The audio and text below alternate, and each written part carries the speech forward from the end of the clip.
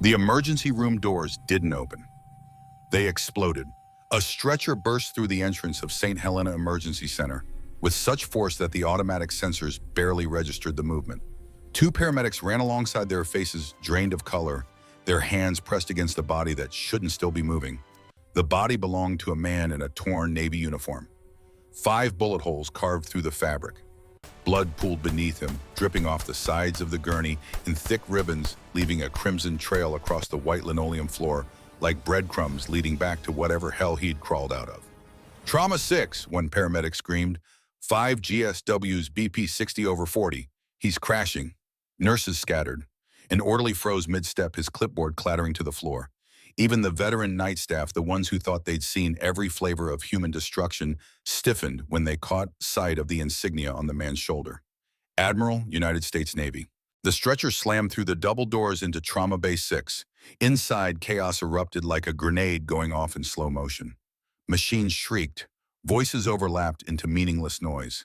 Hands moved too fast to track grabbing instruments, tearing open supply kits, fumbling with IV lines. Dr. Marcus Crane stood at the head of the bay, his surgical mask tight across his face, his eyes sharp and calculating behind wire-rimmed glasses. He was 46 years old, chief of trauma surgery, and he ran his department like a general commanded troops. Precise, efficient, ruthless. "Get me a central line kit," he barked at a young resident whose hands shook as she rifled through drawers. "Where's respiratory?" "Someone page respiratory." 3 junior doctors crowded the gurney, their white coats splattered with blood within seconds. They were shouting over each other, each one convinced they knew the answer, none of them agreeing on a single goddamn thing. "Push epi now. No calcium chloride first. He needs intubation, his airways compromised. Blood pressure's dropping, 70/30. Someone get me an ultrasound. I can't see the..." Dr. Crane's voice cut through the noise like a scalpel. "Quiet. All of you quiet." The room fell silent except for the relentless beeping of monitors. The Admiral's heart rate was erratic. His oxygen saturation was plummeting. His skin had gone the color of old newspaper. Crane leaned over the body, his movements deliberate. He checked the wounds, checked the pupils, checked the rhythm on the EKG monitor. His jaw tightened. "He's too far gone," Crane said quietly. "We've done what we can." A young doctor, barely 30, stared at him. "Sir, we haven't tried..." "I said we're done, Riffis." Crane straightened, pulling off his gloves with a sharp snap. Time of death, 11:52 p. The room didn't move. Nobody spoke. The monitors continued their death song. And then from the corner of the room, a voice. Quiet. Steady. Not yet. Every head turned. In the shadows near the supply closet stood a woman no one had really noticed before. She was 28 years old with dark brown hair, pulled back in a messy ponytail, and tired green eyes that had seen too much and slept too little. Her scrubs were wrinkled. Her name tag read E. Hale, Supply Tech. Reese Harlow, though no one in this hospital knew that name. Dr. Crane's eyes narrowed. "Excuse me?" Reese stepped forward. Her hands weren't shaking. That was the first thing anyone noticed. In a room full of panic, her hands were steady as stone. "He's not gone," she said. "Ms. Hale, you're a supply clerk." Crane's voice dripped with condescension. "Step back." Reese didn't step back. She stepped closer to the gurney, her eyes scanning the Admiral's body with the kind of focus that didn't come from stocking shelves. She saw things the doctors had missed. The slight rise of his chest, the faint flutter of a pulse at his carotid, the way his pupils weren't fully fixed. "He's still fighting," she said. "You just don't know how to see it." Dr. Crane's face flushed red. "Get her out of here." No one moved, because something in Reese's voice, something in the way she stood, made them hesitate. And in that hesitation, Reese reached the gurney. She placed 2 fingers on the Admiral's neck. Not where a civilian would check for a pulse. Somewhere else. Somewhere specific. A pressure point buried beneath layers of muscle and fascia, taught in places that didn't appear on medical school curricula. She tilted his head back at a precise 15-degree angle, not the standard head tilt chin lift, something more subtle, more exact. Her other hand moved to his sternum, not to compress, to realign. A micro-adjustment that shifted his airway in a way no textbook described. "What the hell are you doing?" Crane hissed. Reese didn't answer. Her lips moved in a whisper meant only for the dying man beneath her hands. "Stay with me, sir." "Not yet." Her fingers pressed deeper, her palm flattened. She adjusted his oxygen mask, changed the angle, modified the flow rate by feel alone. 10 seconds passed. 20. The room held its breath. And then beep, beep, beep, the monitor spiked. A rhythm, weak but steady. The Admiral's chest rose, his oxygen saturation climbed. 68%, 73, 81. A nurse gasped. A resident whispered something that might have been a prayer. Dr. Crane stared at the monitor like it had personally betrayed him. The Admiral's eyes fluttered. Not conscious, but not dead. Alive. Reese stepped back and her hands falling to her sides. Her face showed nothing. No triumph, no relief. Just exhaustion and something older. Something that looked like memory. For a moment, she wasn't in Denver. She was somewhere else. Somewhere hot and dusty and full of screaming. A tent. A body. Hands covered in blood. A voice yelling her name. She blinked hard. The fluorescent lights of Trauma 6 snapped her back. Dr. Crane turned on her, his face twisted with humiliation and rage. "Who the hell do you think you are?" Reese met his eyes. For just a second, something passed between them. Recognition, not of people, but of roles. Hunter and prey, predator and survivor. "Someone who knows what they're doing," Reese said quietly. Crane's hand shot out, gripping her arm. "You just performed an unauthorized medical procedure on a federal asset. Do you have any idea what you've done?" A senior nurse, a woman in her 50s named Margaret, stepped forward. "Dr. Crane, she saved his life. She violated protocol." Crane's voice was venomous. "She had no authorization to touch him." Reese pulled her arm free. "He was dying. He was my patient." "He's alive," Reese said. "That's all that matters." Crane's jaw worked. His eyes flicked to the monitors, to the Admiral's stabilizing vitals, to the residents who were now looking at Reese like she'd performed a miracle. "Get out," Crane said, his voice dropping to a whisper. "Get out of my trauma bay. Now." Reese nodded once. She turned and walked toward the door, her sneakers squeaking softly on the blood-slicked floor. Behind her, the Admiral's heart continued to beat. Behind her, Dr. Marcus Crane watched her go with eyes like winter. 02 a.m. The hospital director's office was on the third floor, far enough from the emergency room that the screaming couldn't reach it. It was decorated in shades of gray and chrome, all sharp edges and cold surfaces. Certificates lined the walls. Awards. Accolades.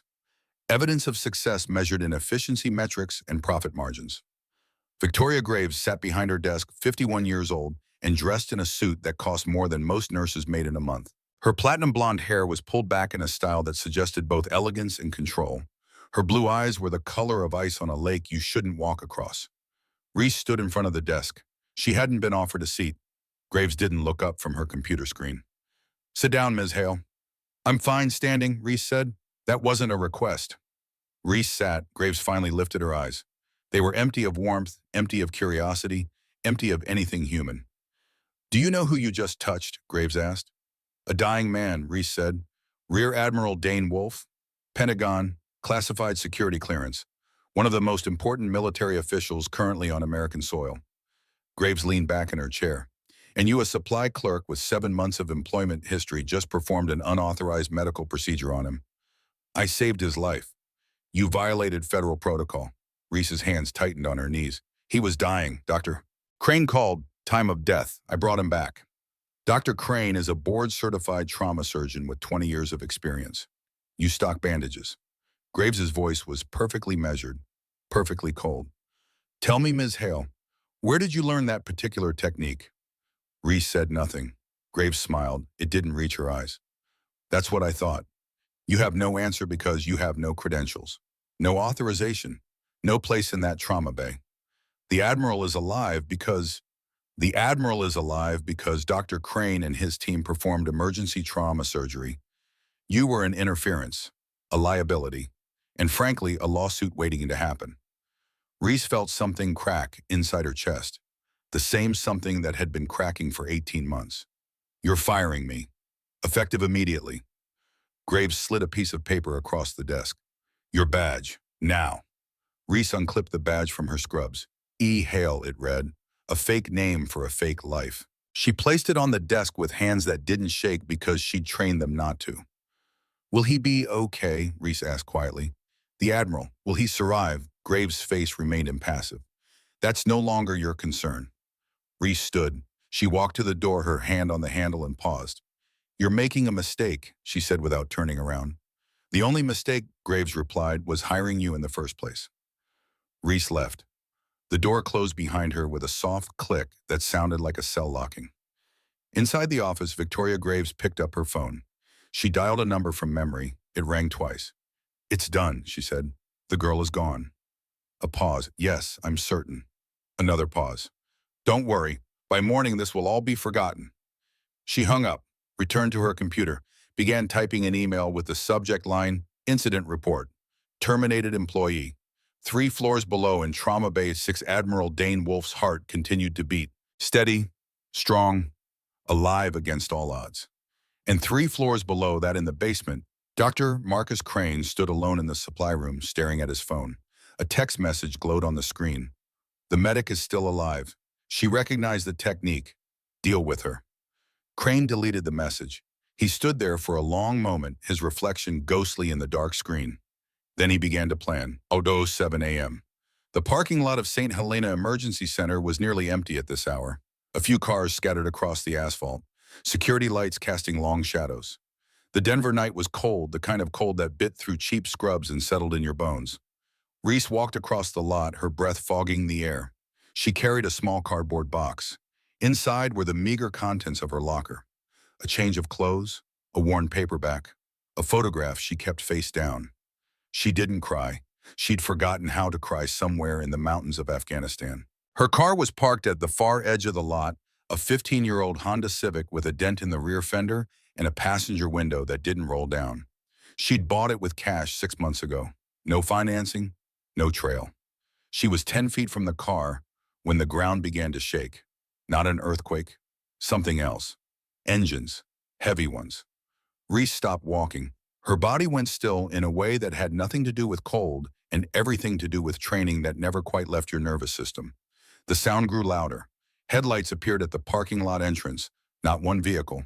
Multiple, but they came from 3 directions at once.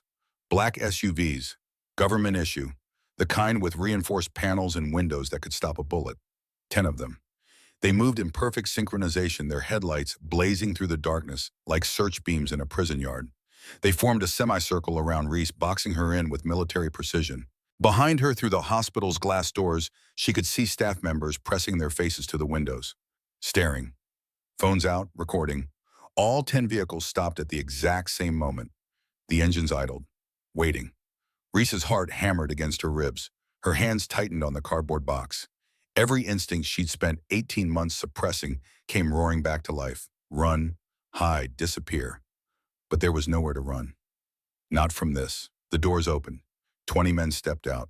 Dark suits, earpieces, the kind of facial expressions that suggested they'd seen worse things than you could imagine, and done even worse in response. They didn't draw weapons. They didn't need to. Their presence alone was threat enough. From the center vehicle, a man emerged, 41 years old, 6 feet tall, jaw like it had been carved from granite, gray eyes that missed nothing. Agent Jack Brennan, FBI. Though the patch on his suit suggested he worked for something that didn't have a name civilians would recognize. He walked toward Reese with measured steps. Not rushing, not threatening, just inevitable. "Reese Harlow," he said. The name hit her like a physical blow. The cardboard box slipped from her hands. The contents scattered across the wet asphalt. The photograph landed face up. It showed 9 people in military uniforms standing in front of a desert outpost. They were smiling, young, alive. 8 of them were dead now. Reese couldn't breathe, couldn't speak, couldn't do anything but stare at the man who'd just spoken her real name for the first time in 18 months. "That's not," she started.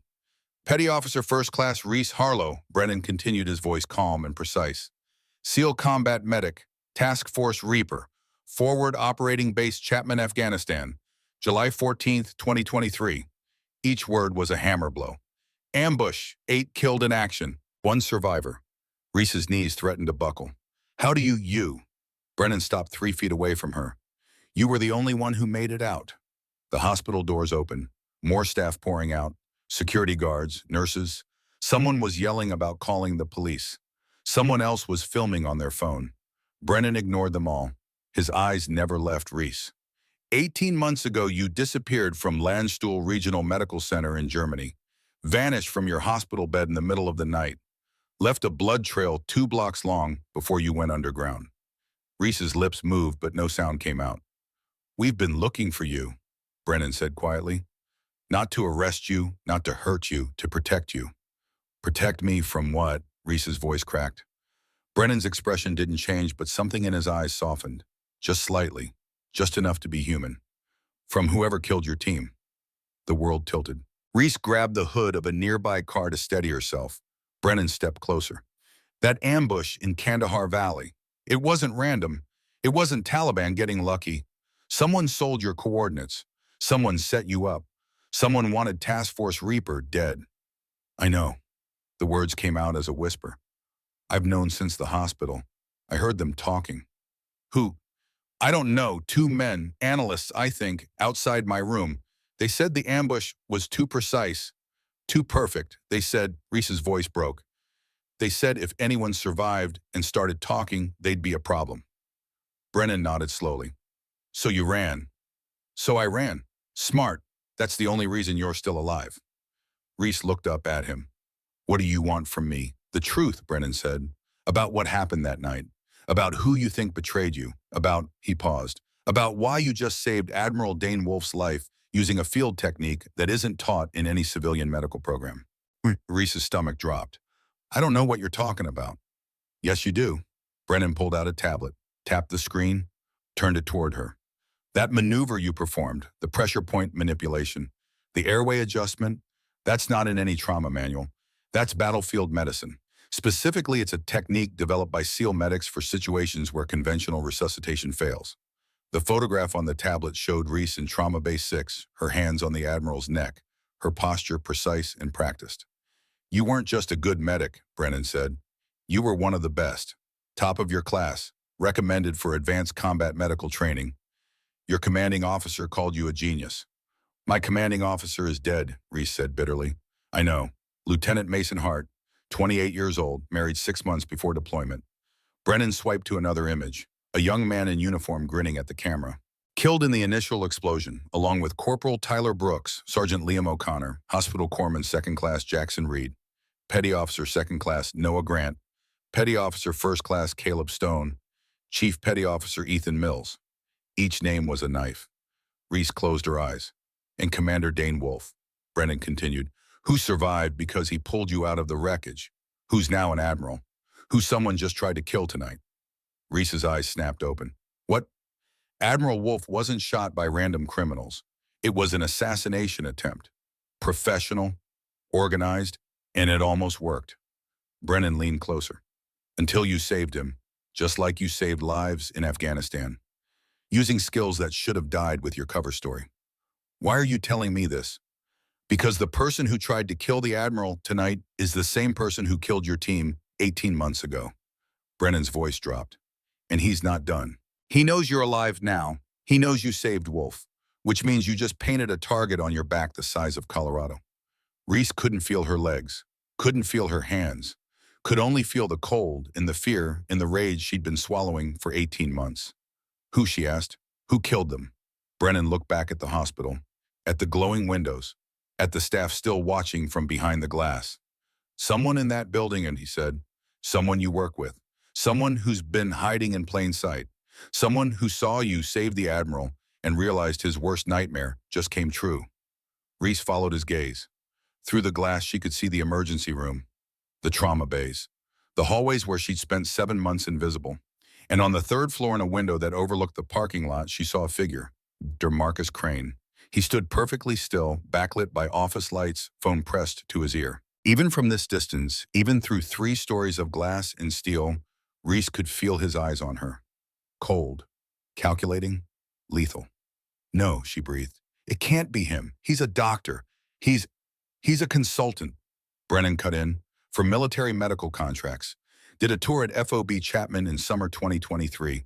Medical advisor for forward operating base trauma protocols." Reese's blood turned to ice. "He was there," she whispered, 2 days before the ambush. "He came through with some delegation, observed our procedures, asked about our routes, our timing, your coordinates," Brennan finished. Reese felt like she was drowning, like the world was collapsing into a singularity of rage and grief and betrayal. "He sold us," she said. "He sold my team. He killed them. We believe so, but we need proof. We need you." "For what?" Brennan gestured to the SUVs. Come with us. Tell us everything you remember. Help us build a case. Help us make sure Admiral Wolf survives long enough to testify. Help us. He's going to try again, Reese interrupted. Crane. He's going to try to kill the Admiral again. I know. That's why we have agents in the hospital. That's why an alarm cut through the night. Every phone in every pocket lit up simultaneously. Brennan grabbed his and Reese saw his face go white. What? She demanded. What is it? Brennan looked up at her. Code Blue, Trauma Base 6. No. Admiral Wolf is crashing. Reese was already running. 12:47 a.m. The SUVs roared through Denver streets, sirens silent, but lights flashing. Reese sat in the back of the lead vehicle, her hands clenched into fists, her mind racing faster than the speedometer. She'd known. Somehow she'd known this would happen. The moment she'd stepped away from the Admiral's bedside, she'd felt it. That crawling certainty that something was wrong. That she'd missed something. Beside her, Brennan was on his phone barking orders. I want every entrance locked down. Nobody in or out without my authorization. Get me hospital security footage from the last hour. And find Dr. Crane, now. He hung up and looked at Reese. When you saved him, the Admiral, did you notice anything unusual? Besides 5 bullet holes and a heart that had stopped beating. Reese's voice was sharp with fear. His IV line, his medication, anything. Reese closed her eyes, forcing her mind back to that trauma bay. Back to those desperate seconds when her hands had moved on pure instinct. The IV bag. The fluid, she said suddenly. The saline bag. It was the wrong color. Brennan leaned forward. What? Most hospitals use clear bags. This one had a slight yellow tint. I thought maybe it was a different brand. But now, Reese's eyes snapped open. Vecuronium, it's a paralytic, used in anesthesia. In small doses, it's safe. But in high doses administered slowly, it causes respiratory failure. Looks like natural complications from trauma. How do you know? Reese's voice went flat. Dead. Because that's how 3 of my teammates died after the ambush, in the field hospital. They were stable, injured but stable. Then one by one respiratory failure, cardiac arrest. The medics said it was delayed trauma, but I knew. I knew something was wrong. The SUV screeched to a halt in front of the hospital. Doors flew open. Agents poured out. Reese ran. She burst through the emergency room entrance, past shock staff, past security trying to stop her. Brennan's badge cleared the way. Trauma Base 6. The doors were closed. Through the window, she could see chaos. And standing at the Admiral's bedside, adjusting an IV line with practiced hands, was Dr. Marcus Crane. Reese didn't think. She moved. She slammed through the doors, crossed the room in 3 strides, and ripped the IV line from the Admiral's arm. Fluid sprayed across her scrubs. The chemical smell hit her instantly. Sharp, distinct. Exactly what she'd expected. Get away from him, she screamed. Dr. Crane spun around his face, a mask of fury. What the hell are you doing? You were fired. You're killing him. The room froze. Residents, nurses, everyone staring. Reese held up the disconnected IV line. On nititamine. Vecuronium, in the saline, slow drip, causes respiratory failure within hours. Untraceable if you're not looking for it. Crane's eyes flickered. Just for a second. Just enough. That's insane, he said smoothly. This is standard post-operative care. I know what this is. Reese's voice was cold as death. I've seen it before. Afghanistan, field hospital. 3 men who should have lived, dead within hours of your consultation. The color drained from Crane's face. Brennan entered the room, flanked by 4 agents, weapons drawn. Dr. Marcus Crane, FBI. Step away from the patient. Crane looked around, at the guns, at the agents, at Reese, whose eyes promised violence. And then he moved, fast, faster than a surgeon should move. He shoved a crash cart into the nearest agent, bolted through the back door down the service corridor. 2 agents gave chase. Reese didn't. She turned to the Admiral. He was pale, sweating, his breathing shallow and labored, but his eyes were open. Barely. Medic, he whispered. Reese grabbed his hand. I'm here, sir. I've got you. She worked with the speed of someone who'd done this 1,000 times under worse conditions. Flushed the line, replaced the IV with clean saline, administered atropine to counteract the paralytic, adjusted his oxygen, checked his vitals. Around her, nurses stood frozen in shock. Reese didn't care. Her world had narrowed to one thing keeping this man alive. 60 seconds. The longest 60 seconds of her life. And then the monitor beeped. Steady, strong. Admiral Wolf's breathing deepened. His color improved. His grip on her hand tightened. "There you go," Reese whispered. "Stay with me, Admiral. Just stay with me." Brennan appeared at her side. "He's stable. For now," but Crane knew what he was doing. Another hour, maybe less, and she couldn't finish the sentence. "We lost him," one of the agents reported, entering the room breathless. Crane made it to the underground service tunnels. Could be anywhere in the city by now. Brennan cursed. He pulled out his phone, began issuing orders.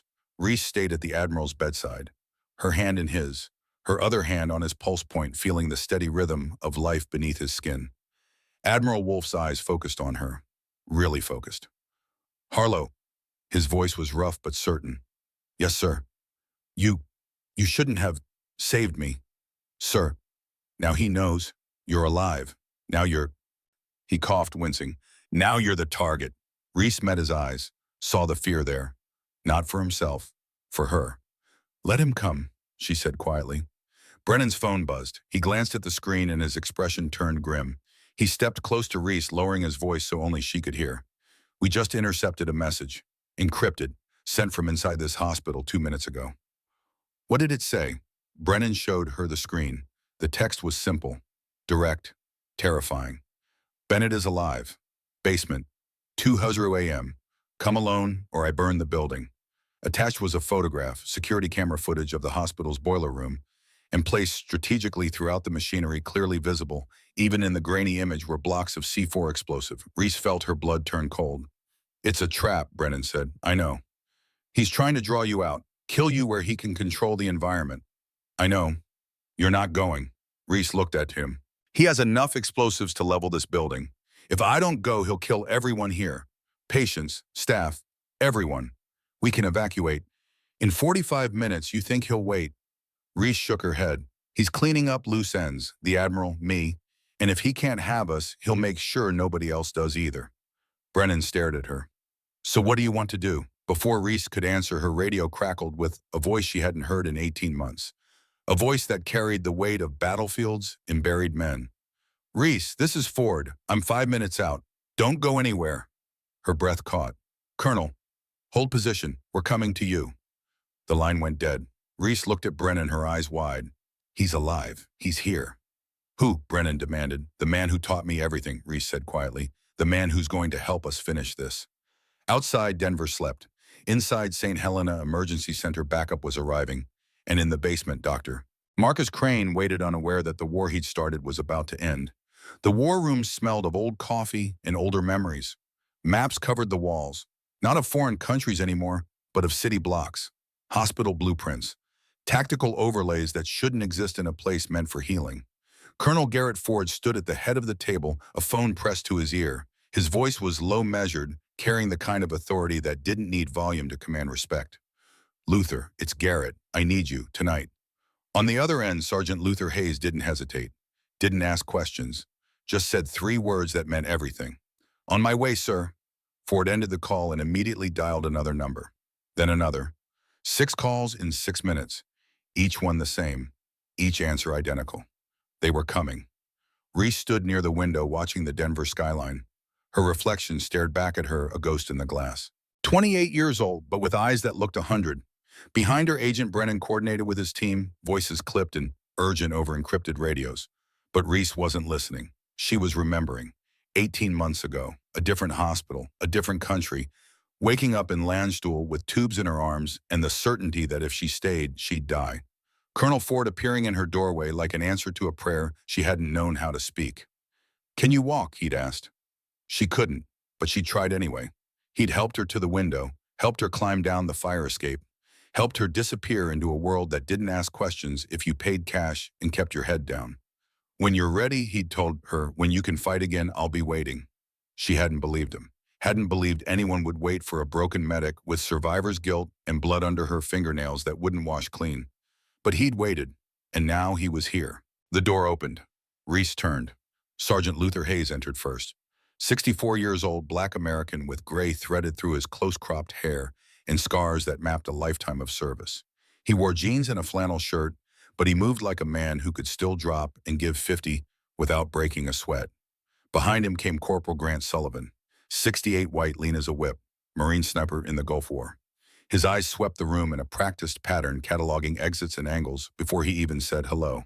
Then Sergeant Walker Price, 71, the oldest, with hands that looked like they'd been carved from wood. Army demolitions expert. He carried a duffel bag that clinked softly with each step. Captain Troy Malloy, 66, Navy SEAL, still broad-shouldered despite the years. He nodded once at Ford, then at Reese, recognition flickering across his weathered face. Sergeant First Class Isaiah Brooks came next, wheeling himself through the door with powerful arms. 69, black American helicopter pilot, until an IED in Iraq took his legs but not his spirit. The wheelchair didn't make him less dangerous, just more patient. And finally, Sergeant Finn Gallagher, 63, Irish descent with red hair gone silver and eyes sharp as laser sights. Intelligence analyst, photographic memory, the kind of man who remembered every face, every name, every detail that mattered. 7 old men, the last guard. They filed into the room, each one stopping to look at Reese. Not with pity, not with judgment, with recognition, with respect. Luther spoke first. His voice was warm, like bourbon and oak smoke. "You're Bennett." It wasn't a question. Reese nodded, her throat tight. "How did you say? Ford told us about you years ago, before the ambush. Said you were the best medic he had ever trained." Luther smiled. "Said if we ever needed saving, we'd pray you were nearby." Grant Sullivan moved to the maps on the wall. "Heard you saved 12 men before Kandahar." "That true, 13, Reese said quietly, "but I couldn't save the last 8. "Nobody could have," Troy Malloy said, his SEAL voice flat and certain. "That was a kill zone designed by someone who knew exactly what they were doing." Walker Price set his duffel on the table with a heavy thunk. "And tonight we make sure that someone pays for it." Ford cleared his throat. All eyes turned to him. "Gentleman, Reese, here's the situation." He pulled up a digital blueprint of St. Helena Hospital on a tablet. Dr. Marcus Crane, former military medical consultant, embedded with Task Force Reaper at FOB Chapman, summer 2023. 48 hours before the ambush that killed 8 operators and nearly killed our medic here. He tapped the screen. Images appeared. Crane in Afghanistan, Crane in surgical scrubs. Crane's financial records showing $8.3 million deposited across 12 offshore accounts. Crane sold Task Force Reaper's coordinates to insurgents. Payment for silence about Operation Blackstone, a $4.2 billion defense contract based on fraudulent medical equipment data. Admiral Wolf discovered the fraud at Tamanda, was about to go public. Crane organized the ambush to eliminate witnesses and the man who could destroy everything. Isaiah Brooks whistled low. "And the Admiral survived." "Because Reese saved him," Ford said. "Twice. Once tonight in the ER. Again an hour ago when Crane tried to poison him." Finn Gallagher leaned forward, his eyes narrowing. "Where's Crane now?" Brennan spoke up from across the room. "In the wind. He escaped through service tunnels. Could be anywhere." "No," Reese's voice cut through the room. "He's in the hospital basement, waiting for me." She pulled out her phone, showed them the message. The photograph of C4 charges placed throughout the boiler room. 2 a.m., come alone, or he burns the building. The room went silent. Grant Sullivan studied the image with a sniper's eye for detail. "That's enough explosive to collapse 3 floors, maybe more." "Can we evacuate?" Brennan asked. Walker Price shook his head. "Not in time, not quietly. He's watching. The moment we start moving patients, he'll know. He'll detonate." "So what do we do?" Brennan's voice was tight. Ford looked at Reese. "We give him what he wants." "No," Brennan stepped forward. "Absolutely not. She's not walking into a trap." "She won't be alone," Ford said simply. Troy Malloy moved to the blueprints, his fingers tracing corridors and access points. Hospital basement, 3 entry points, main corridor, service entrance, loading dock. Finn added, "Crane will expect her through the main corridor. That's where he'll have eyes, where he'll have the trigger." "So we don't use the main corridor," Luther said.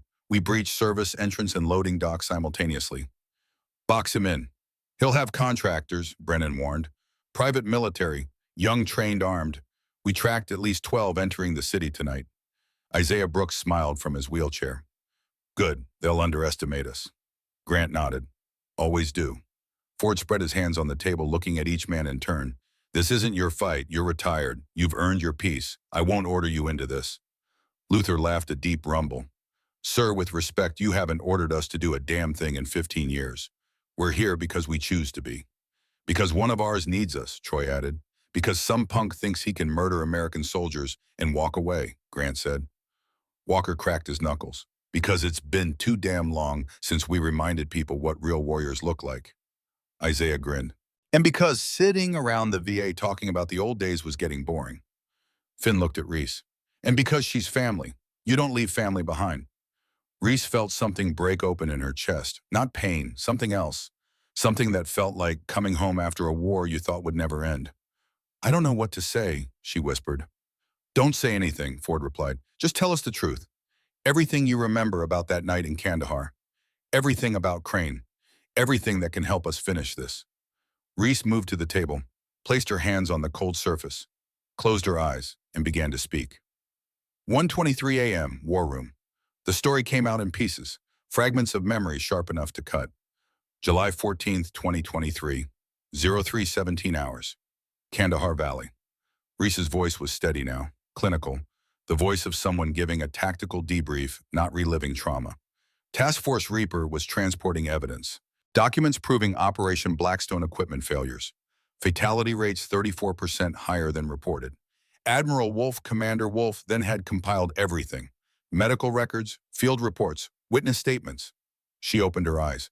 We were 10 clicks from base. 3 Humvees, Route Alpha, standard protocol. We'd run it a dozen times. Ford pulled up a map of the valley.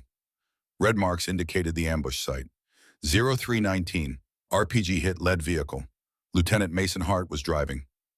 Direct hit. Explosion was, her voice caught. He died instantly. Tyler Brooks in the passenger seat tried to return fire. Headshot. Liam O'Connor, our sniper, was on the ridge providing overwatch. Second RPG, direct hit. Grant Sullivan studied the map. 3 simultaneous strikes. Perfect positioning. They knew your route. They knew everything, Reese continued. Machine gun fire from elevated positions on 3 sides. We were in a kill box. Textbook ambush. Military precision. Not Taliban, Troy said flatly. No, Reese agreed. Not Taliban. Someone trained them. Someone gave them our exact coordinates. Our timing, our formation. She moved around the table, pointing to each position on the map. Humvee 2 was the medical vehicle. Me and Jackson Reed. She swallowed. He was 27, corpsman, going to propose to his girlfriend when we got stateside. Shrapnel hit him in the chest. I tried to stop the bleeding. Tried everything, but there was too much blood. Too much damage. He died looking at me, asking me to tell Sarah he loved her. Luther's jaw tightened. The room was silent except for Reese's voice. Humvee 3 flipped from an IED. Noah Grant, Caleb Stone, and Ethan Mills were inside. Noah was our youngest, 24. Scared every mission but never showed it. Caleb wrote poetry, kept a journal he thought nobody knew about. Ethan had 2 sons back home, 8 and 6 years old. Reese's hands clenched into fists. The vehicle caught fire. I could hear them screaming, trying to get out. The doors were jammed. I tried to reach them, but Commander Wolf pulled me back. Said they were gone. Said we had to move. Ford's voice was gentle. You couldn't have saved them. I was a medic. Saving people is what I do. You can't save people from fire and twisted metal, Grant said quietly. Nobody can. Reese wiped her eyes roughly. Commander Wolf dragged me out. We ran, made it maybe 200 meters before the final explosion. Something big, maybe another vehicle hit, maybe a cached explosive. The blast threw me 20 feet. I hit a rock wall, fractured ribs, concussion, shrapnel in my leg. She pulled up her pant leg. A scar ran from knee to ankle, thick and ropey. Wolf came back for me. He was hit too, bleeding from his shoulder. But he came back, carried me 3 miles to an extraction point. Stayed with me the whole time. Kept saying, stay awake, Bennett. That's an order. Troy nodded slowly. He's a good man. The best, Reese agreed. He saved my life, and tonight I saved his. We're even now. No, Ford said. Tonight you both get justice, Brias. Finn Gallagher spoke up, his voice thoughtful. You said Crane was at FOB Chapman before the ambush. What was he doing there? Reese focused on the memory. He came through with some Pentagon delegation. Medical advisors reviewing trauma protocols. He spent 2 days observing our procedures, asked a lot of questions. What kind of questions? Routes, timing, how we handled evidence transport, where we stored sensitive materials. Reese's eyes widened. Oh God, we told him everything. We thought he was there to help us. He was there to kill you, Walker said bluntly. Just took him 2 days to set it up. Brennan had been listening silently. Now he spoke. We've been tracking Crane's communications for 6 months. He's been in contact with a network of defense contractors, Pentagon officials, congressional staffers. This goes deeper than one doctor.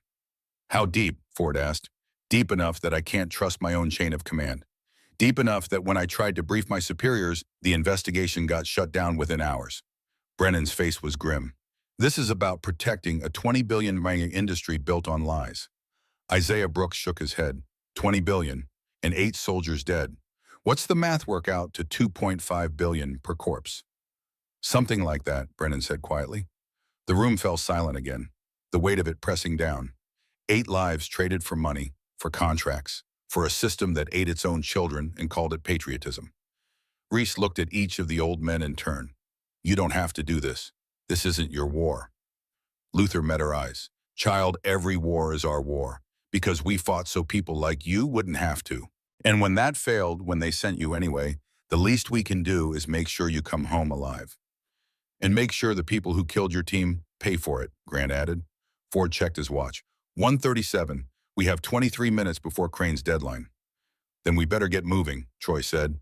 Walker hefted his duffel. I'll need 15 minutes to set up countermeasures, disarm his explosives, or at least make them think twice about detonating. Grant your overwatch, Ford ordered. Find high ground in the basement.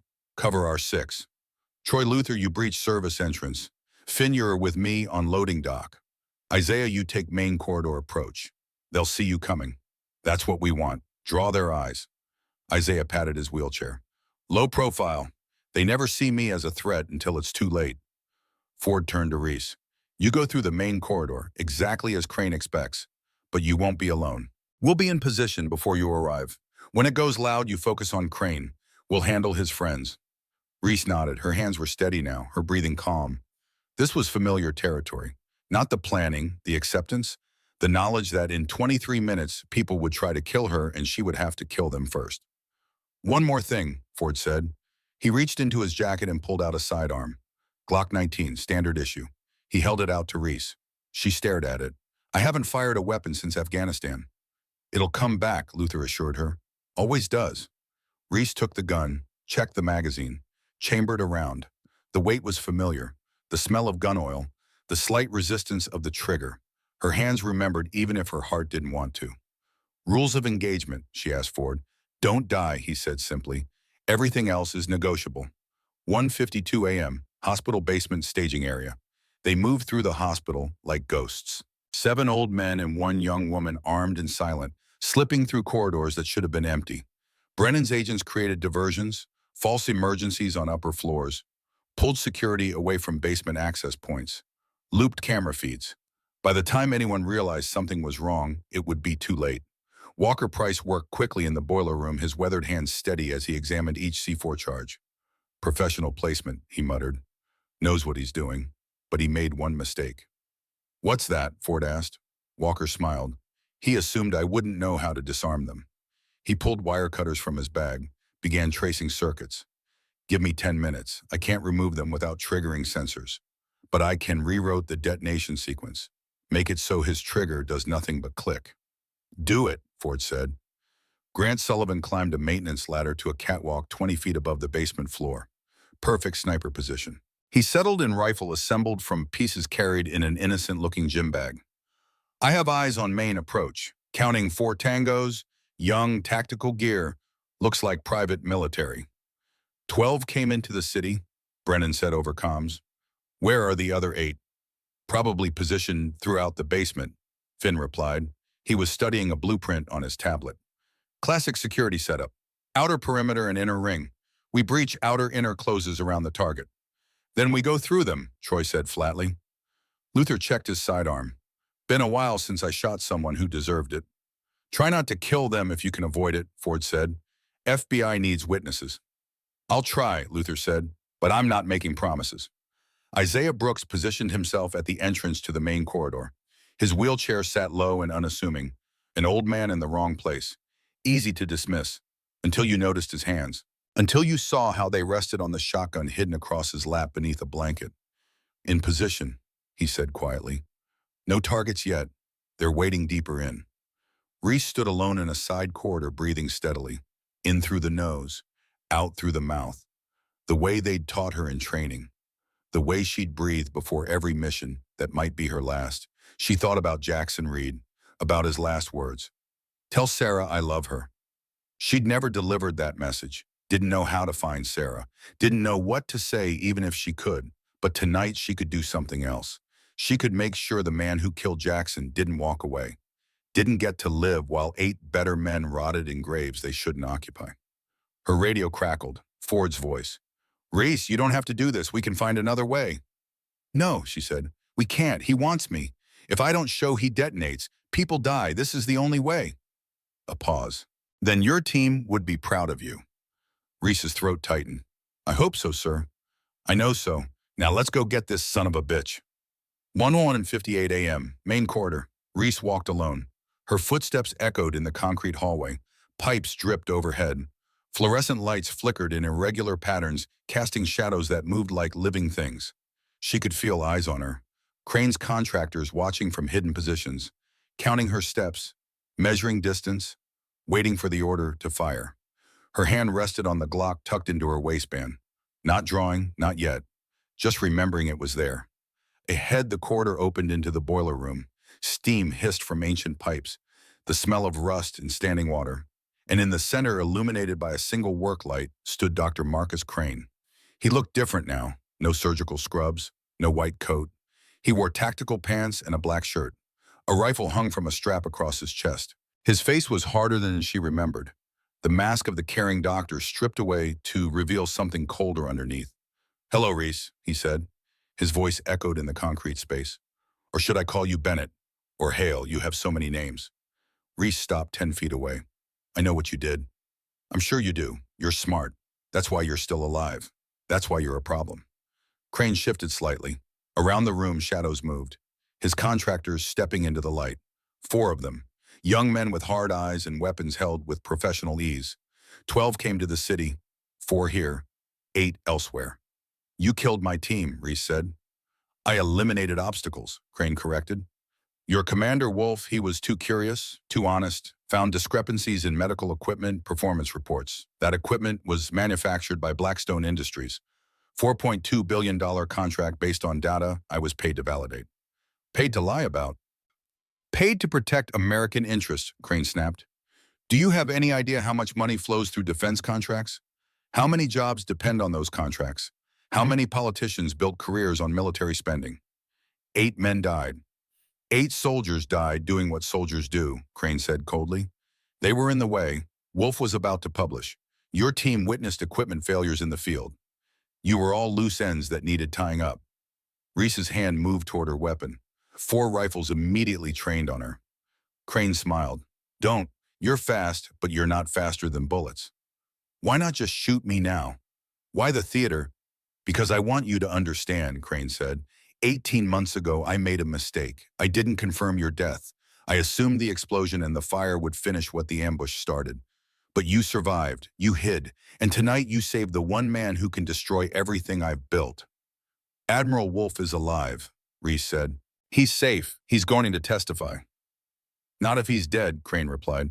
And after you're gone, after this hospital suffers a tragic basement explosion, after investigators find evidence of a disturbed former employee with PTSD, nobody will question his second accident. You're insane. I'm practical. Crane pulled a remote detonator from his pocket. This basement is wired with enough C4 to collapse 3 floors. Everyone dies. You, me if necessary. But mostly you. Reese felt ice in her veins. You'd kill yourself. If I have to, but I won't have to. He pressed a button on the remote. Nothing happened. Crane frowned, pressed it again. Still nothing. Looking for this, Walker Price's voice came from above. He stood on a catwalk holding up a fistful of wires. Diffusing explosives was my specialty for 30 years. You're good, Doc, but I'm better. Crane's face went white, and then everything happened at once. The contractors opened fire. Reese dove behind a concrete pillar as rounds sparked off metal and stone. She drew her Glock muscle memory taking over, training that never really left. From the service entrance, Luther Hayes and Troy Malloy breached. The explosion of a flashbang, shouts, gunfire. Two contractors went down immediately. Luther's battlefield medicine turned to battlefield violence. From the loading dock, Ford and Finn came through fast and low. Finn's photographic memory meant he knew every corner, every angle. Two more contractors engaged, pinned down by covering fire. Grant Sullivan's rifle spoke from above. Precise, controlled, one shot, one kill. A contractor dropped, rifle clattering away. Isaiah Brooks rolled into the main quarter, shotgun coming up from beneath his blanket. The contractors hadn't seen him as a threat. Fatal mistake. 2 rounds, 2 bodies. In 15 seconds, 8 of Crane's 12 contractors were down in the basement, dead or wounded. The 4 others retreated up the stairwells, scattering into the hospital's upper floors. FBI agents would hunt them down within the hour. But for now, the basement belonged to the old guard. Crane ran. Reese ran after him, through the maze of basement corridors, pipes and steam and darkness. Her lungs burned. Her ribs ached where Crane had hit her earlier.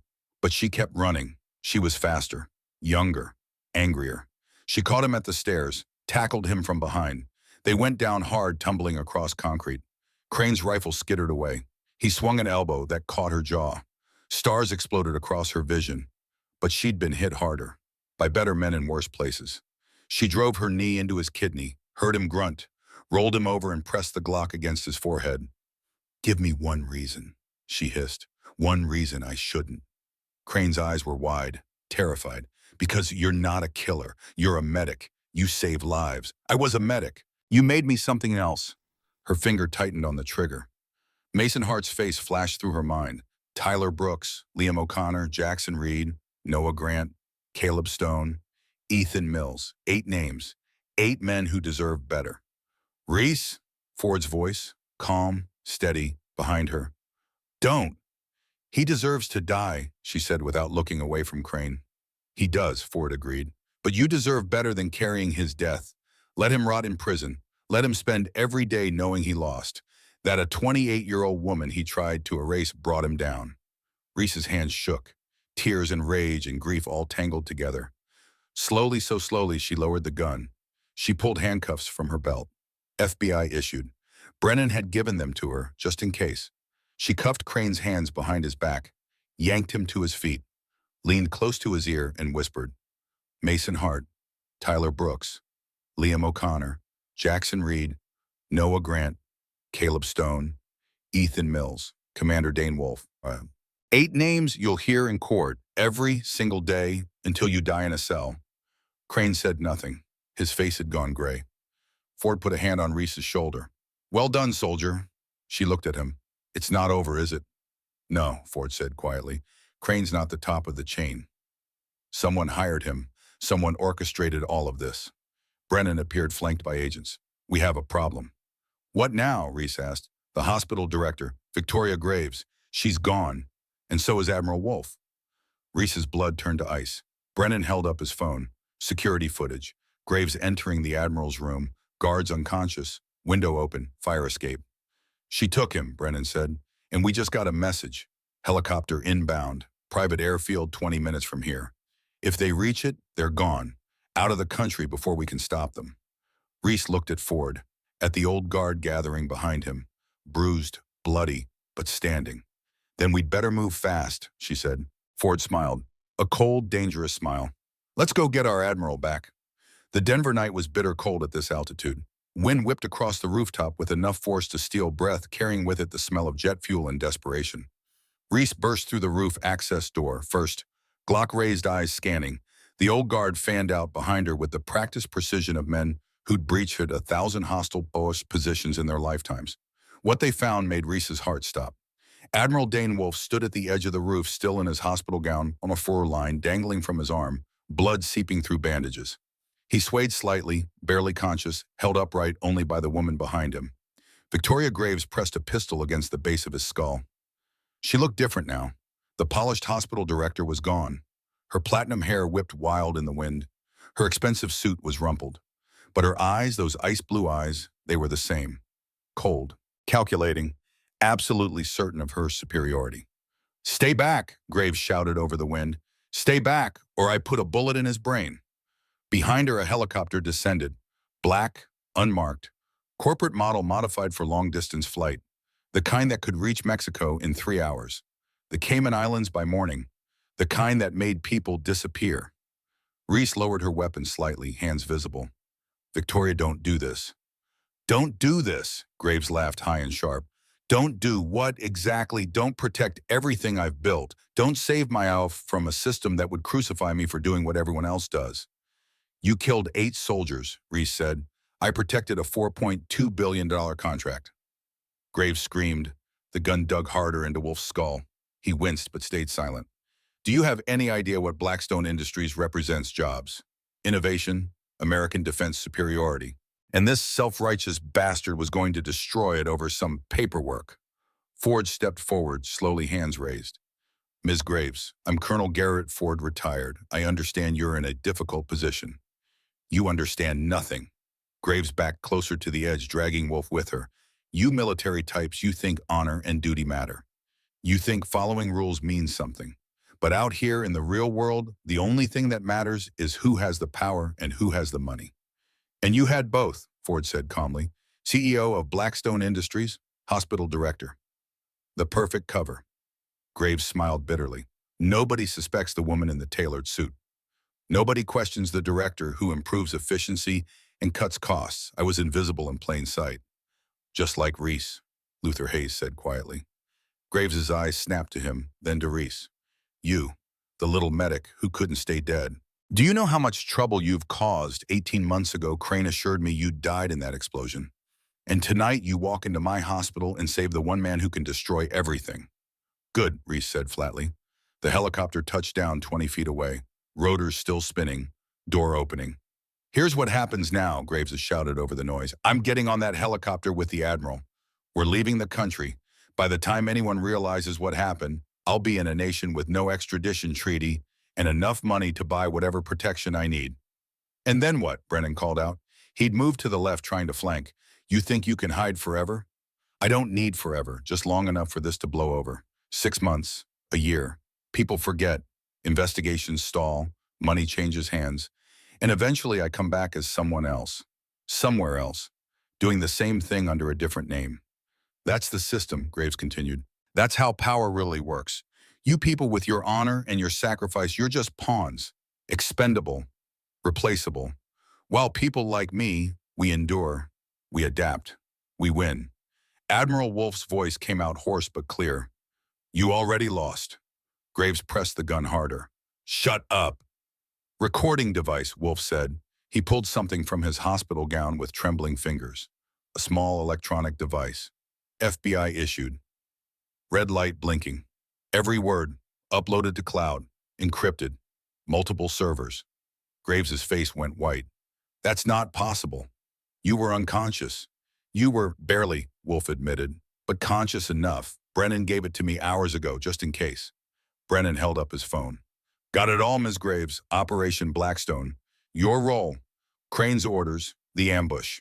Every confession you just made. For the first time, real fear crossed Graves's face. FBI, Brennan shouted. Drop the weapon. You have nowhere to go. Above them, 2 FBI helicopters appeared, spotlights blazing down. Military precision. Nowhere to run. Graves looked at the approaching FBI birds. At the old guard surrounding her, at Reese, who stared with eyes full of promise and threat. If I go down, Graves said, voice shaking now, he goes down with me. She shoved Admiral Wolf toward the roof's edge. Time slowed.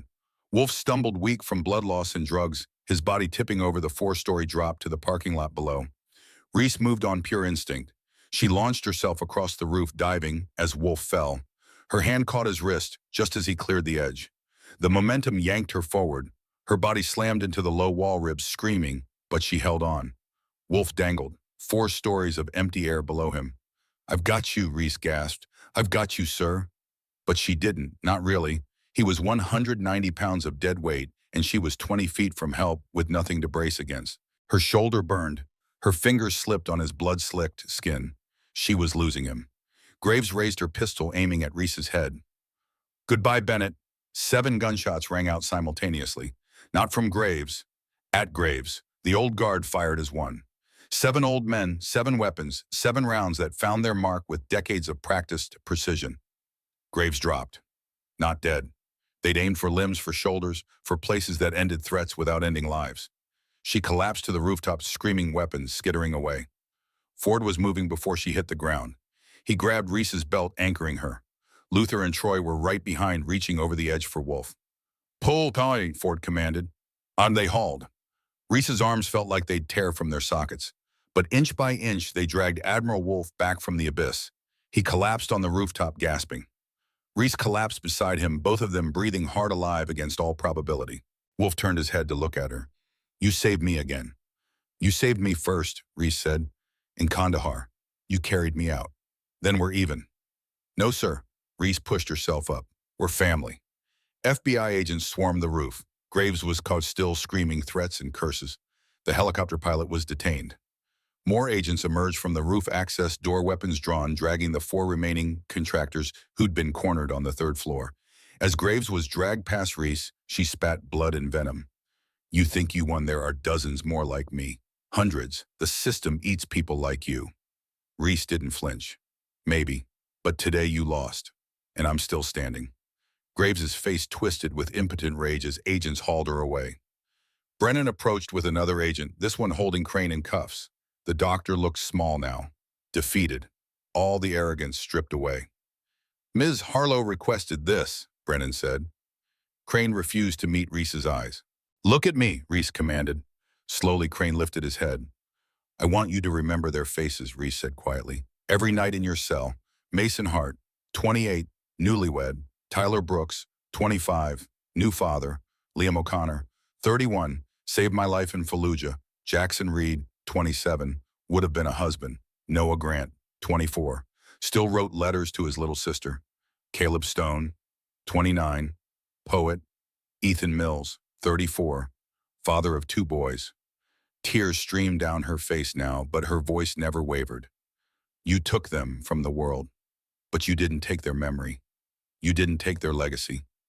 And you didn't take me." Crane's head dropped. A broken man facing decades of knowing he'd lost. "Get him out of my sight," Reese said. Brennan approached Reese and Wolf. "It's over. Both of you, it's over." Reese looked around, at the old guard standing in a protective circle, at Ford, whose weathered face showed something like pride. "No," Reese said quietly. "Now it begins." 6 weeks later, early March 2025, morning sunlight streamed through tall windows, warming the hardwood floors of what used to be an abandoned hospital wing. Fresh paint covered old walls. New equipment filled once empty rooms. And above the main entrance, a brass plaque gleamed. Reaper Memorial Combat Trauma Training Center, funded by emergency Pentagon authorization. Established in memory of Task Force Reaper, open to military and civilian medical personnel seeking advanced trauma training. Inside the main classroom, 30 young doctors and nurses sat in rows, notebooks, open eyes forward. They were young. Some still had that idealistic shine, the belief that medicine was about saving everyone. Others already showed the wear of emergency rooms and impossible choices. At the front of the room stood 2 people. Reese Harlow wore professional attire now. Slacks, blazer. But underneath, she still wore dog tags. Not hers. The tags of 8 men who'd never come home. She'd retrieved them from graves, and families asked permission to carry them. All 8 families had said yes. Beside her stood Colonel Garrett Ford. Retired, but you'd never know it from his bearing. He wore civilian clothes, but moved like a man who'd never left the service. Maybe none of them ever really did. "Trauma doesn't follow protocol," Reese was saying. Her voice carried confidence now, not the terrified whisper of 6 weeks ago. "Equipment fails. Training fails. In those moments, you have to trust your instincts. Trust your hands. Trust yourself." A young doctor raised her hand. "Ms. Harlow, is it true you served in Afghanistan?" Reese didn't flinch. "Yes, Task Force Reaper, 18 months ago." Another hand. "And you lost your team?" "I lost 8 brothers," Reese said steadily. 8 of the best operators I ever knew. Every day I teach here, I honor them. Every life you save with what you learn here, you honor them." A young man in the back spoke up. "What if we can't save them? What if we do everything right and they die anyway?" The room went quiet. Reese looked at Ford. He nodded, giving her permission to answer. "Then you carry them," Reese said simply. "You carry their names, their faces. You let the weight of them make you better, sharper, more determined. You don't get to forget. But you do get to choose whether that weight crushes you or forges you into something stronger." She touched the dog tags under her shirt. I choose stronger, every day. The class sat in silence, processing. Then one student began clapping, then another. Within seconds, all 30 were standing applauding. Reese felt tears prick her eyes but didn't let them fall. Not here. Not now. Class dismissed, Ford said gruffly. Read chapters 7 through 9. Exam Friday. The students filed out, still buzzing with energy and purpose. When the last one left, Ford turned to Reese. You did good today. I barely held it together. Nobody could tell. Ford smiled. You're a natural teacher. I'm a medic who couldn't save her team. You're a medic who survived hell and came back to make sure the next generation does better. Ford's voice was firm. That's not failure. That's legacy. Reese nodded, not trusting her voice. Breakfast, Ford asked. The old guard is waiting. They always are, Reese said with a small smile. VA hospital cafeteria. The 7 old men sat around 2 tables, pushed together coffee mugs and half-eaten meals scattered between them. They'd been meeting here every Thursday for 2 decades, but now they had a new member. Reese slid into the seat they'd left open. Luther pushed a plate toward her. Eggs, bacon toast. She hadn't asked for it, but he'd ordered it anyway. Eat, he commanded. You're still too skinny. I eat plenty. You eat like a bird, Grant said. A very small, very stubborn bird. Troy pushed orange juice her way. Vitamin C. Your immune system needs it. I don't need, just drink it, Walker interrupted. You can't win arguments with us. We're old. We've had decades of practice being stubborn. Reese laughed despite herself. These men, these warriors who'd seen the worst humanity offered, who'd given decades of their lives to service, they'd adopted her. Made her family when her real family felt like ghosts. Isaiah rolled up to the table. Heard your class went well. Who told you that? We have sources, Finn said mysteriously. We know things. You have students who text you, Reese said. Also true, Finn admitted. They ate in comfortable silence. The kind of silence that only comes from people who've been through fire together and come out the other side. Heard from the Admiral? Luther asked. Reese nodded. He's back at the Pentagon, Vice Admiral now, Inspector General of Duty Medical Services, cleaning house. Good, Troy said. Someone needs to. Trial starts next month, Ford added. Crane and Graves both. 42 co-defendants. Biggest military corruption case in history. Grant whistled. How long you think they'll get? Crane's looking at 40 years minimum, Reese said. Graves might get life. Should be death, Walker muttered. Death's too easy, Luther countered. Let them rot. Let them spend decades knowing they lost. Reese stirred her coffee. Is it wrong that I still want to hate them, that I wake up some mornings and the first thing I think about is how much I want them to suffer? The table went quiet. Ford spoke first. No, it's not wrong. It's human. They killed people I loved. They did, Ford agreed, and you'd be abnormal if you didn't feel rage about that. But here's the thing about rage. You can't live there. You visit, you acknowledge it, and then you come back to the world where you can do something productive. Like teaching, Isaiah said. Like building, Troy added. Like making sure their deaths meant something, Luther finished. Reese looked around the table at these 7 old men who'd become her anchors. Thank you for everything. Don't thank us, Grant said. Just keep doing what you're doing. Keep training medics. Keep saving lives. Keep being the warrior your team knew you were. Her radio crackled. Brennan's voice. Reese, you there? She keyed the mic. Here. Got something you need to see. Can you come to the center? Reese stood. On my way. Reaper Memorial Center Director's Office. Brennan stood at the window when Reese entered. He held a folder. Classified stamps covered the front. What is it? Reese asked. He turned his face serious. The investigation turned up something. Something about the night of the ambush. Reese's stomach tightened. What? Brennan opened the folder. We recovered encrypted communications from Graves's private server. Most of it we expected. Coordination with Crane. Payment transfers. Orders for the ambush. But there's one communication that doesn't fit the pattern. Sent the day after the ambush. To an address in Virginia. He showed her the message. It was short. Just 3 lines. Package delivered. Target eliminated. Proceed to phase 2. I don't understand, Reese said. The address traces back to a shell company, which traces back to a defense contractor, which traces back to, Brennan paused, a sitting senator, Armed Services Committee. He's been blocking military reform for a decade. Reese felt cold spread through her chest. You're saying this goes higher than Graves? I'm saying Graves wasn't the top of the pyramid. She was middle management. Brennan's face was grim. Operation Blackstone wasn't one corrupt company. It was a network. Defense contractors, Pentagon officials, congressional oversight, all working together to protect a system that's been broken for decades. Jesus. The trial next month, that's just the beginning. We've got at least 24 more targets, and they know we're coming. Brennan looked at her directly. Which means they know about you, about what you represent, a witness they can't silence, a medic who survived their best attempt to eliminate you. You think I'm in danger. I think you'll never be completely safe. Not as long as you're the living proof that they failed. Brennan closed the folder. But I also think you're the strongest person I've ever met. And if anyone can live with that target on their back, it's you. Reese walked to the window. Outside, she could see the training center courtyard. Young medics practicing on dummies, learning the skills that might save lives in places where death was the default. I'm not stopping, she said quietly. I didn't think you would. They killed 8 of my brothers. If there are more people responsible, more people who ordered it, more people who profited from it, I want them found. I want them prosecuted. I want them to know that Task Force Reaper doesn't die just because you murder the operators. Brennan smiled slightly. That's what I told my superiors you'd say. What else did you tell them? That you're not a victim, you're a weapon, and they just gave you a target. 3 months later. May 2025, Arlington National Cemetery. The memorial was simple, elegant, a black granite wall with 8 names carved in letters that caught the light.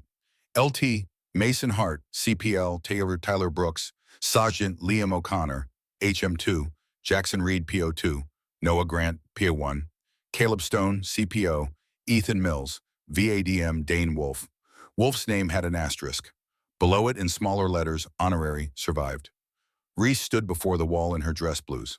First time she'd worn the uniform since Afghanistan. It felt strange, heavy, right. Around her families gathered. Mason Hart's widow, Tyler Brooks's daughter, now 8 months old, who'd never meet her father. Jackson Reed's girlfriend, Sarah, who'd gotten the message Reese had promised to deliver. He loved you, Reese had told her. His last words were your name. Sarah had cried and thanked her and said she'd name her son Jackson. Now they stood together, this collection of broken people held together by shared loss, and watched as the memorial was dedicated. Vice Admiral Wolf gave the speech. He was in full uniform, medals gleaming, the new 3rd star on his shoulder catching sunlight. He looked nothing like the dying man Reese had saved 3 months ago. The promotion had come through 2 weeks prior, a recognition not just of survival, but of courage in exposing corruption. These 8 men gave their lives for truth, Wolf said. His voice carried across the cemetery. They were murdered not by enemies of America, but by people who wrapped themselves in the flag while betraying everything it represents. But their deaths were not in vain. Because of them, we exposed corruption worth billions. Because of them, we're reforming how military contracts are awarded. And because of them, we're training the next generation to be better. He looked directly at Reese. Petty Officer Harlow survived not by luck, but by skill and determination. She could have stayed hidden, stayed safe. Instead, she came back to fight, to teach, to make sure no other medic loses their team the way she lost hers. The crowd applauded. Reese felt her face flush. Behind her, the old guard stood at attention. 7 old men in dress uniforms, ribbons, and medals marking decades of service. They'd come to honor the fallen, to support Reese, to remind everyone that warriors don't stop being warriors just because they age. After the ceremony, Reese approached the memorial alone, placed flowers at the base, touched each name. We didn't go down easy, she whispered. Just like you promised, Mason. We fought. We're still fighting. And we're winning. Vice Admiral Wolf joined her. He placed his own flowers, stood in silence. Thank you, he said finally, for saving me, for finishing what we started. Thank you for carrying me out of hell, Reese replied, for giving me a reason to keep fighting. They stood together, survivor and survivor, bound by blood and fire, and refusal to quit. What now? Wolf asked. Reese looked at the training center pamphlet in her hand. 847 medics trained in 3 years. That was the goal. 847, 100 for each man killed. She'd make it. Somehow she'd make it. Now, Reese said, now we make sure they're remembered. Now we build something that lasts. Now we teach the next generation that honor matters, that truth matters, that some things are worth dying for, and everything is worth living for. That's a good answer, Wolf said. Ford approached, Behind him, the old guard. Behind them, the families. Behind them, reporters and cameras and people who wanted to hear the story. Ready? Ford asked. Reese took a breath, squared her shoulders, became the person her team had believed she could be. Ready? Epilogue. The television interview aired on every major network. Reese Harlow in dress blues medals she'd earned through blood and loss, sitting calmly as the interviewer asked the questions everyone wanted answered. What do you want people to know about Task Force Reaper? That they were the best of us, Reese said. That they died because people with power decided profit mattered more than lives. But also that their deaths exposed a system that needed exposing. That their sacrifice meant something. What about you? How do you move forward? By not moving on, Reese said. You don't move on from losing 88 brothers. You carry them. You let their memory push you to be better. You build something they'd be proud of. The Reaper Memorial Training Center has already trained over 300 medics. What's next? 847, Reese said. That's the goal. 100 trained medics for each life lost. And when we hit that number, we'll set a new goal. Because the work doesn't end, the mission doesn't end, not as long as there are people who need saving. Final question. What do you want to say to other survivors? Other people who've lost teams, lost friends, lost brothers? Reese looked directly into the camera. That surviving doesn't make you a coward. That living with loss doesn't make you weak. That you get to choose what your pain becomes.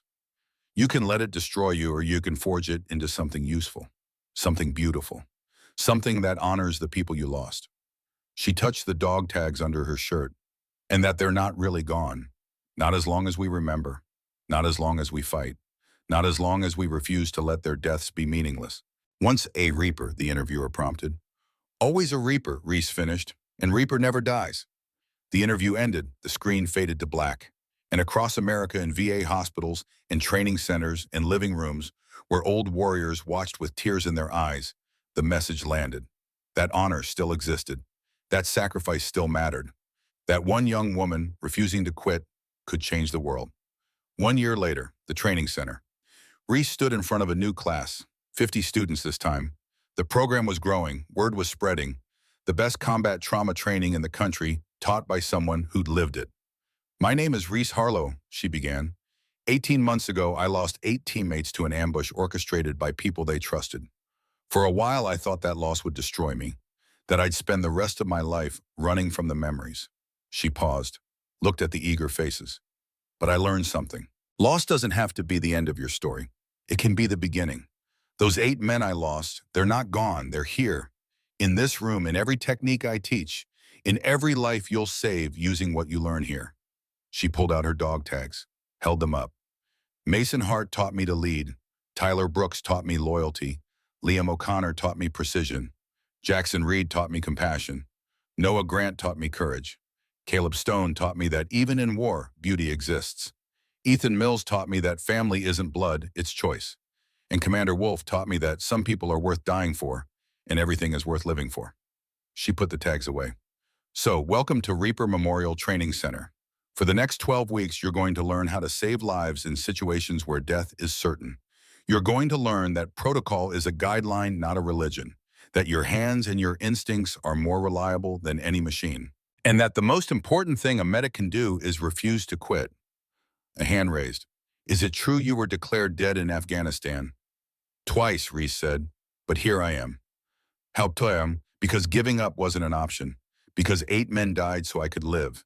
And I wasn't going to waste their sacrifice by quitting when things got hard.